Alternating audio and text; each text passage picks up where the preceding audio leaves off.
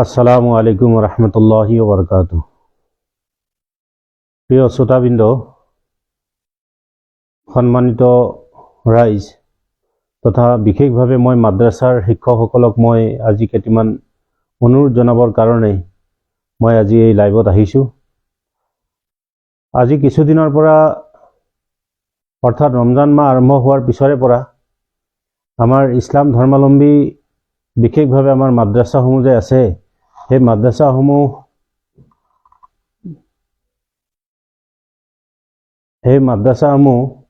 পবিত্ৰ মাহে ৰমজানত মাদ্ৰাছাসমূহৰ শিক্ষকসকলে মাদ্ৰাছাৰ বিভিন্ন কাম কাজৰ কাৰণে সহায়ৰ কাৰণে অৰুণাচলত বা বিভিন্ন অঞ্চলত পৰিভ্ৰমণ কৰে। নামনিৰ পৰা উজনিলৈ, উজনিৰ পৰা নামনিলৈ বিভিন্ন অঞ্চলসমূহত যায় আৰু মাদ্ৰাছাসমূহৰ এক বছৰৰ কাৰণে, আগন্তুক এবছৰৰ কাৰণে মাদ্ৰাছাখনৰ যাৱতীয় যি খা খৰচ আছে, সেই খা খৰচসমূহৰ পৰা এটা অংশ যেন খা খৰচ এই কালেকশ্যনৰ পৰা উলিয়াব পাৰি, সেই আশা কৰি মাদ্ৰাছাৰ শিক্ষকসকল বিশেষভাৱে যায়। আৰু সেই মাদ্ৰাছাৰ শিক্ষকসকল এই বছৰ যিহেতুকে ৰমজান মাহ আৰম্ভ হোৱাৰ পিছৰে পৰা আমি দেখা পাইছোঁ বা আমি শুনিছোঁ যে অসমৰ যথেষ্ট সংখ্যক আলিম ওলামা হজৰত অসমৰ অৰুণাচল, ভাৰতৰ অন্য ৰাজ্য অৰুণাচললৈকে গৈছে আৰু অৰুণাচলত যোৱাৰ পাছত বিভিন্ন ধৰণৰ পৰিঘটনাই আপত্তিজনক ঘটনা, যিবোৰ অনাকাংক্ষিত কিছুমান ঘটনা আমি শুনা পাইছোঁ বা আমি নিজে দেখিছোঁ। গতিকে এনেকুৱা ধৰণৰ ঘটনাৰ পৰা আমি হাৰিব পাৰিম, আমি কেনেকৈ বাচিব পাৰিম, সেই উদ্দেশ্য কৰি আজি আপোনালোকৰ ওচৰলৈ আহিলোঁ। আজি আমি মাদ্ৰাছাসমূহ যে আমি চলাওঁ, আমি কিমান কষ্ট কৰি মাদ্ৰাছাসমূহ চলাই আছোঁ, বা আমাৰ মাদ্ৰাছাৰ শিক্ষকসকলে কিমান কষ্ট কৰি মাদ্ৰাছাৰ শিক্ষকসকলে গাঁৱে ভূঞে, চহৰে নগৰে বিভিন্ন অঞ্চলত পৰিভ্ৰমণ কৰি মাদ্ৰাছাসমূহ কেনেকৈ শুদ্ধভাৱে চলি যায় তাৰ কাৰণে ব্যৱস্থা কৰি আছে, তাৰ কাৰণে কষ্ট কৰি আছে। তেওঁলোকক কষ্টক প্ৰথমত মই মোৰ অন্তৰৰ হৃদয়ৰ নিৰ্ভীকখনৰ পৰা তেওঁলোকক মই কৃতজ্ঞতা জনাইছোঁ, ধন্যবাদ জ্ঞাপন কৰিছোঁ যে আপোনালোকে কষ্ট কৰিছে। আপোনালোকৰ কষ্টৰ প্ৰতিদান একমাত্ৰ আল্লাহ পাকে দান কৰিব ইনশাআল্লাহ। সেইখিনি মই আল্লাহৰ ওচৰত দিলোঁ, আল্লাহৰ ওচৰত আশা কৰিছোঁ। কথা হ'ল, অৰুণাচলত দিনক দিনে এইবছৰ আপোনালোকে যিসকল অৰুণাচললৈকে আপোনালোকে আহিছিলে, আপোনালোকে জানে যে অৰুণাচল, গংগা, ইটানগৰ, বেং তিনিআলি, জামে মছজিদ এনেকুৱা অঞ্চলত যিসকলে প্ৰথম অৱস্থা আহিছিলে, আপোনালোকৰ লগত কেনেকুৱা ধৰণৰ পৰিস্থিতিৰ সন্মুখীন হৈছিলে,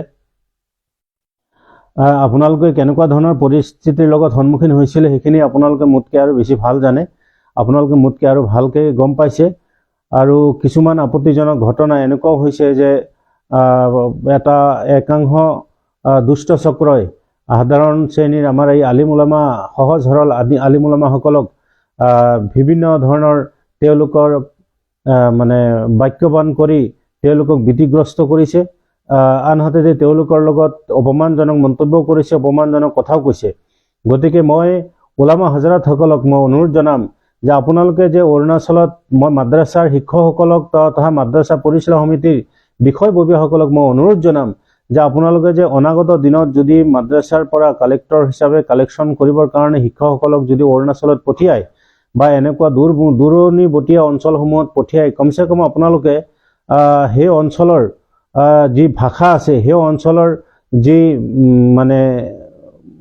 বায়োগ্ৰাফি আছে, বা সেই অঞ্চলৰ যি জিঅ'গ্ৰাফিকেল যিখিনি এৰিয়া আছে, সেইখিনি এৰিয়াৰ কাৰণে অলপমান হ'লেও কনচেপ্ট তেওঁলোকৰ থকা দৰকাৰ। আনহাতে দেখা যায় যে আমাৰ একাংশ মানুহ আছেই যে আমাৰ সাধাৰণ আলিম ওলামাসকলক দেখি পেলাই বিভিন্ন ধৰণৰ মন্তব্য কৰে, বিভিন্ন ধৰণৰ গালি গালাজ কৰে, বিভিন্ন ধৰণৰ উপলুঙাসূচক মন্তব্য কৰে। গতিকে আমি তাৰ পৰা বাচিবৰ কাৰণে আমি কি কৰিব লাগিব, কমচে কম মই সেই শিক্ষকসকলক বা কমিটিৰ বিষয়ববীয়াসকলক মই অনুৰোধ জনাইছোঁ যে আপোনালোকে যিসকল আলিম ওলামা দুই চাৰিটা কথা ক'ব পাৰে, দুই চাৰিটা কথা মানুহক বুজাব পাৰে, তেনেকুৱা ধৰণৰ মানুহক আপোনালোকে বাহিৰত কালেকশ্যন কৰিবৰ কাৰণে পঠিয়াব। আমি এইখিনি নকৰোঁ। আপোনালোকৰ আমাৰ ওলামাসকলে, অসমৰ ওলামাসকলে বহু কষ্ট কৰি মাদ্ৰাছাসমূহ চলাই আছে, ছাত্ৰ ছাত্ৰীসকলৰ জীৱন ভৱিষ্যত তেওঁলোকৰ গঢ় দি আছে। গতিকে এইখিনি সময়ত যদি ইতিমধ্যে পবিত্ৰ মাহে ৰমজানৰ উচিলা কৰি বহু শ মাদ্ৰাছা আহিলে বিভিন্ন মাদ্ৰাছাসমূহে এনেকুৱা ধৰণৰ অসুবিধাৰ সন্মুখীন হ'ল। মই আচলতে ৰমজানৰ প্ৰথমৰ পৰা এইখিনি বস্তু মই অধ্যয়ন কৰি আছোঁ বা চাই আছোঁ বা খবৰ আমাৰ ওচৰলৈ আহি আছে, খবৰ মোৰ ওচৰত ভিডিঅ'ও আছে যে আমাৰ একাংশ ট্ৰাইবেল ভাইয়ে আমাৰ কেইজনমান শিক্ষকসকলৰ লগত বেয়া ব্যৱহাৰ কৰিছে বা তেওঁলোকে ভিডিঅ' কৰিছে, ভিডিঅ' কৰি পৰৱৰ্তী অৱস্থাত সেইটো সিহঁতে ছ'চিয়েল মিডিয়াত এৰিছে। এনেকুৱা ধৰণৰ বিভিন্ন ধৰণৰ কথা বতৰা আমি ছ'চিয়েল মিডিয়াত বা আমি ৰাইজৰ ওচৰৰ পৰা গম পাইছোঁ। আমাৰ ওচৰত এনেকুৱা ভিডিঅ' ফুটেজো আছে। কিন্তু কথা হ'ল যোৱাকালি মই ইমান দিন যদিও মই এই বিষয়ৰ মাত বোল কৰা নাছিলোঁ, কিন্তু মই এতিয়া যোৱাকালিৰ যিটো ঘটনা এটা সংঘটিত হৈ গ'ল। যোৱাকালি আপোনালোকে জানে যে আমাৰ যিসকলে অৰুণাচলৰ ভৌগোলিক জ্ঞানটো জানিছে তেওঁলোকে জানে যে আমাৰ নাহৰলগুনৰ পৰা ইউপিয়া হৈ দুইমুখ হৈ যিটো ৰাস্তা আছে সেইটো ৰাস্তাত আমাৰ লখিমপুৰৰ দুজন আলিম, লখিমপুৰৰ এজন হাফিজ এজন আলিম দুজন ব্যক্তি সেইফালে আহি থকা অৱস্থাত তেওঁলোকক তাত 4-5জন দুৰ্বৃত্তই তেওঁলোকক আক্ৰমণ কৰে আৰু আক্ৰমণ কৰাৰ পাছত তেওঁলোকৰ মোবাইল, টকা পইচা, যিমান যাৱতীয় বয় বস্তু আছিলে তেওঁলোকৰ সকলোবোৰ বস্তু তেওঁলোকে ছানবিন কৰি লৈ লয়। প্ৰথম অৱস্থাত তেওঁলোকৰ পৰা লৈ লোৱাৰ পাছত তেওঁলোকক যদিও তেওঁলোকক মানে বৰ বিশেষ মাৰপিট কৰা নাই, ইনে যদিও চৰ থাপৰ বা এনেকৈ ধাক্কা ধাক্কি হৈছে, ইয়াতকৈ বেছি একো কৰা নাই। কিন্তু কথা হ'ল যে সেই সময়ছোৱাত যদি আমাৰ এই ওলামা হজৰতসকলে এইটো হিকমত অৱলম্বন নকৰি তেওঁলোকে নিজৰ জানটোৰ কাৰণে বেছি গুৰুত্ব দিছে, যে তেওঁলোকে জানৰ ওপৰত বেছি গুৰুত্ব দিছে যে নহয় মই যদি তেওঁলোকৰ লগত পাংগা লওঁ তেনেহ'লে মইতো দৌৰি গৈ যে অসমত সোমাই যাম তেনেকুৱাও নহয়। কাৰণ যিটো অঞ্চলত ঘটনাটো হৈছে ইউপিয়াৰ পাৰ হৈ পেলাই যিটো ওখ পাহাৰটো আছে সেই ওখ পাহাৰৰ কাষতে ওচৰতে হৈছে। গতিকে সেইখিনিৰ পৰা যে দৌৰি পেলাই যে তেওঁ দৌৰি আহি পেলাই অসমত সোমাই যাব তেনেকুৱাও সম্ভৱ নহয়। লগতে গাড়ীখন আছে, বাইকখন আছে। গতিকে তেনে অঞ্চলত সিহঁতি নিজে হিকমত অৱলম্বন কৰি এটা কৌশল অৱলম্বন কৰি তেওঁলোকৰ নিজৰ টকা পইচা ধন দলত যিমান আছিলে সব কিছু বস্তু সিহঁতৰ হাতত চমজাই দি দিলে আৰু সিহঁতি এজন আলিমে তেওঁলোকৰ যিসকল আহিছে তেওঁলোকৰ লগত এজনৰ লগত অকণমান তৰ্ক বিতৰ্ক কৰাৰ কাৰণে লগে লগে তেওঁলোকে ছুৰী উলিয়াই লৈছে। ইমানটো দীঘল, মোক জনোৱা মতে প্ৰায় 1 ফুটমান দীঘল এটা ছুৰী উলিয়াই লৈছে আৰু ছুৰী দেখি লগে লগে আমাৰ এই জোনাব দুজন তেওঁলোকে মানে আতংকিত হৈ পৰিলে যে নাই ইয়াত কোনো ধৰণৰ আমি একো কৰিব নোৱাৰোঁ। কাৰণ মানে জানতকৈ মালৰ মূল্য বেছি হ'ব নোৱাৰে। গতিকে আমাৰ মাল লাগিলে সব গুচি যাওক, মাল লাগিলে সব শেষ হৈ যাওক, কিন্তু আমাৰ জান বচোৱা আমাৰ ফৰজ হয়, আমাৰ জানটো বচাই যোৱা হয় আমাৰ ডাঙৰ কৰ্তব্য। গতিকে লগে লগে তেওঁলোকে তাৰ পৰা নিজৰ টকা পইচা যিমান মাল বস্তু আছিলে সকলোবোৰ বস্তু তেওঁলোকে চমজাই দি দিলে। সকলো বস্তু তেওঁলোকে তাৰ পৰা চমজাই দি দিয়াৰ পাছত সেই ট্ৰাইবেল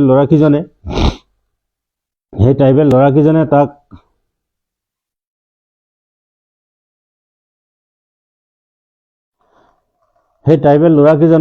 লগে লগে তেওঁলোকৰ পৰা যিখিনি বয় বস্তু আছিলে সেইখিনি বয় বস্তু লৈ তেওঁলোকে টকাখিনি সঞ্চয় কৰি ৰাখি থলে আৰু পৰৱৰ্তী অৱস্থাত তেওঁলোকে কৈছে যে তোমালোক আভি চলে যাও, তোমালোকে গুচি যোৱা, তোমালোকক আমি মাৰপিট একো নকৰোঁ। কিন্তু কথা হ'ল মই ওলামা হজৰতসকলক অনুৰোধ জনাইছোঁ যে আজি আমি কালেকশ্যনৰ কাৰণে আমি বিভিন্ন জেগাত গৈছোঁ, বিভিন্ন স্থলত গৈছোঁ। গতিকে আমি টকাৰ কাৰণে ইমান একেবাৰে তললৈ গুচি যোৱা উচিত নহয় যে নিজৰ জানৰ পৰোৱা নথকা হৈ পৰে। গতিকে তেনেস্থলত নিজৰ জানটোৰ কাৰণে অকণমান ফিকিৰ ৰাখিব। নিজৰ জানতকৈ মালটো ডাঙৰ হ'ব নোৱাৰে।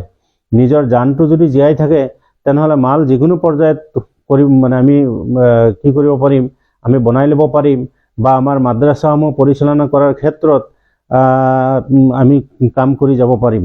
কাৰণ মাদ্ৰাছাৰ কমিটিও বা মাদ্ৰাছাৰ পৰিচালনা সমিতিৰ বিষয়ববীয়াসকলেও আপোনাক কিন্তু এনেকুৱা জানবাজি লৈ খেলিবলৈ কোৱা নাই, এনেকুৱা বিপদৰ সময়ত আপোনাক জান লৈ তাত গৈ পেলাই কাম কৰিবলৈ কোৱা নাই। কাৰণ মোক ইতিমধ্যে যিজন ব্যক্তিৰ লগত যোৱাকালি এনেকুৱা ঘটনা হৈ গ'ল, মোক কৈছে যে আমাক যেতিয়া নেকি ছুৰী উলিয়াই ল'লে, সিহঁতে নেকি যিটো চাকু উলিয়াই ল'লে দীঘল প্ৰায় 1 ফুটমান দীঘল যিটো নেকি ছুৰী উলিয়াই ল'লে, ছুৰী উলিয়াই লগৰ লগে লগে আমি আতংকিত হৈ পৰিলোঁ।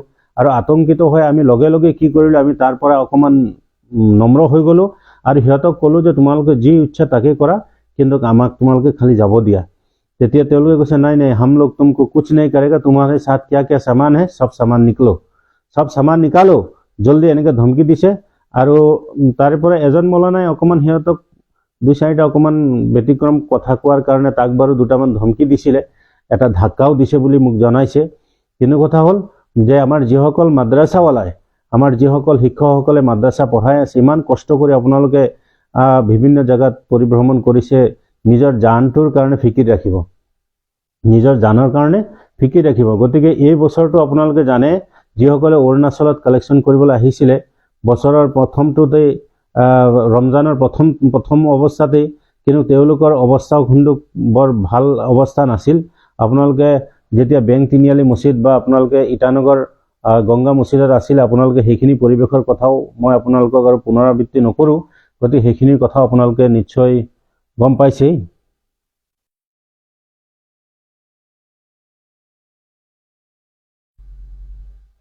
আমজাদ হুছেইন আপুনি খুব ধুনীয়া এটা কমেণ্ট কৰিছে। নিশ্চয়কৈ মই এইখিনিতে মই সেইসকল উলামা হজৰতক বা মাদ্ৰাছা য'ত যিমান জেগাসমূহত মাদ্ৰাছাসমূহ আছে, সেই মাদ্ৰাছা থকা শিক্ষকসকলক, মাদ্ৰাছা থকা অঞ্চলসমূহৰ ৰাইজক মই অনুৰোধ জনাম যে আমাৰ আমজাদ হুছেইনে কোৱাৰ নিচিনাকৈ সঁচাকৈয়ে নিজৰ থলুৱা অঞ্চলত, নিজৰ যি জেগা আছে, নিজৰ অঞ্চলত আপোনালোকে নিজৰ গাঁৱে ভূঞে নিজৰ অঞ্চলৰ আশে পাশে আপোনাৰ চিনাকি অঞ্চলসমূহত আপোনালোকে কালেকশ্যন কৰি আপোনালোকে মাদ্ৰাছাখন কেনেকৈ আগবঢ়াই লৈ যাব পাৰে বা নিত্য নতুন কৌশলেৰে কেনেকৈ মাদ্ৰাছাখন আধুনিকীকৰণ কৰক। মাদ্ৰাছাখন যদি আমি আধুনিকীকৰণ কৰিব পাৰোঁ, ইতিমধ্যে এটা ভাল খবৰ এইটো যে ইতিমধ্যে তঞ্জিম বৰ্ডৰ ফালৰ পৰা বা অসমৰ যি 7টাকৈ বৰ্ড আছে, 7টা বৰ্ডৰ ফালৰ পৰা এই কথাটো ঘোষণা কৰা হৈছে যে মেট্ৰিকলৈকে পঢ়াৰ ব্যৱস্থা কৰা হ'ব। গতিকে আমি যদি সাধাৰণ জেনেৰেল শিক্ষাটোৰ ওপৰত অকণমান ভালকৈ গুৰুত্ব দিওঁ আৰু আমাৰ ইয়াৰ পৰা পঢ়া শুনা কৰাই যদি আমি মেট্ৰিকৰ যদি ভাল ৰিজাল্ট কৰিব পাৰোঁ, তেনেহ'লে খুব বেছি নহয়, খুব বেছি 3-4 বছৰ যদি আমি ভাল মেট্ৰিকৰ ৰিজাল্ট কৰাব পাৰোঁ, তেনেহ'লে মানুহে কিন্তু মাদ্ৰাছাতেই কিন্তু শিক্ষক পঢ়িবৰ কাৰণে দিব। কাৰণ মাদ্ৰাছাত পঢ়িব দিলে ইয়াত চৰিত্ৰ গঠন হয়, মাদ্ৰাছাত পঢ়িব দিলে নিজৰ মাক বাপেকক চিনি পায়। গতিকে নিজৰ মাক বাপেকক চিনি পাই যদি তেওঁলোকে ভালকৈ ভাল পঢ়া শুনা এটা পায়, তেনেহ'লে এই অপৰচুনিটিটো কিন্তু সকলোৱে গ্ৰহণ কৰিব।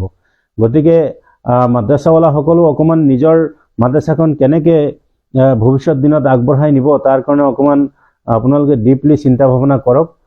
আমি হয়তো এই ধৰণৰ যি ধৰণে আমি পৰিচালিত হৈ আছোঁ, হয়তো আমাৰ এনেকুৱা ধৰণৰ হয়তো আমি বেছি দিন চলিব নোৱাৰিবও পাৰোঁ। গতিকে মই সকলোকে অনুৰোধ জনাইছোঁ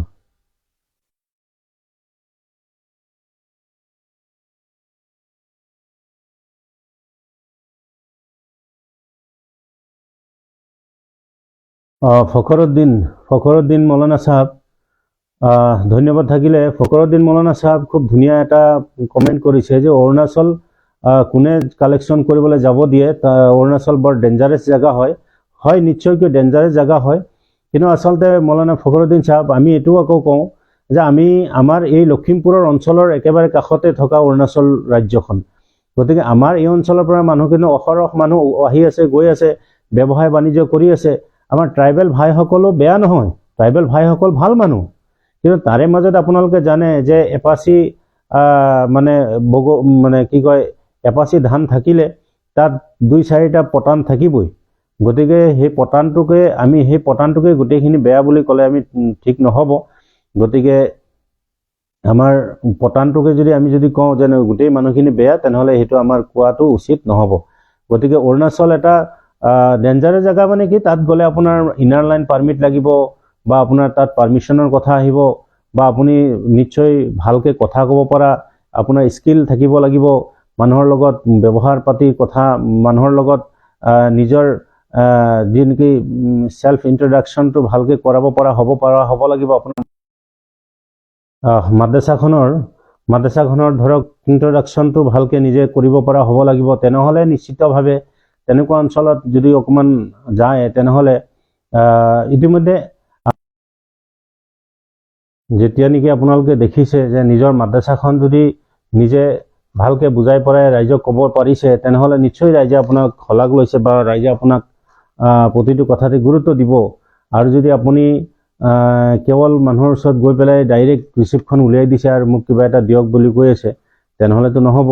গতিকে কালেকশ্যন কৰাৰ চাঁদা সংগ্ৰহ কৰাৰো কিছু নীতি নিয়ম ৰখা বা জনা নিজৰ দৰকাৰ। আনছ আহমেদ, আসসালামু আলাইকুম। আনছ আহমেদ, আসসালামু আলাইকুম ৰহমতুল্লাহ। ভালে আছা আনছ আহমেদ? হয়, আপুনি ঠিকেই কৈছে।